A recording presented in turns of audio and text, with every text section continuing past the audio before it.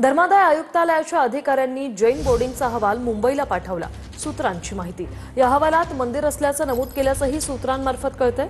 तर 26 तारखेला धर्मादाय आयुक्तांसमोर पुन्हा सुनावणी होणार आहे। प्रदीप कापसे आमचे प्रतिनिधी फोनलाईनवरून आपल्यासोबत जोडलेत। प्रदीप, काय माहिती? वृषली, धर्मादाय आयुक्ताचे अधिकारी जे आहेत ते 2 दिवसांपूर्वी जैन बोर्डिंगमध्ये आलेले होते। त्यांनी संपूर्ण जागेची पाहणी केली। त्याचबरोबर मंदिराचं मोजमाप जे आहे ते करण्यात आलेलं आहे।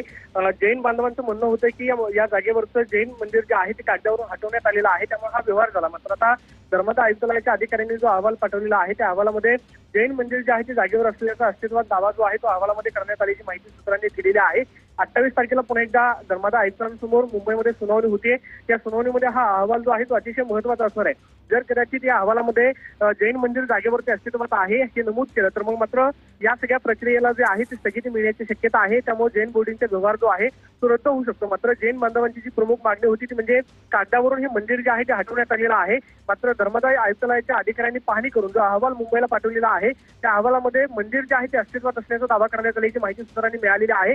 28 तारखेला धर्मादाय आयुक्तालयासमोर जी सुनावणी होते त्या सुनावणीमध्ये काय निर्णय येतो हे करता पाहणं महत्त्वाचं असणार आहे। मात्र जागेची पाहणी करून अहवाल जो आहे तो मुंबईला पाठवण्यात आलेला आहे। नक्कीच, धन्यवाद प्रदीप, तुम्ही दिलेल्या या माहितीसाठी।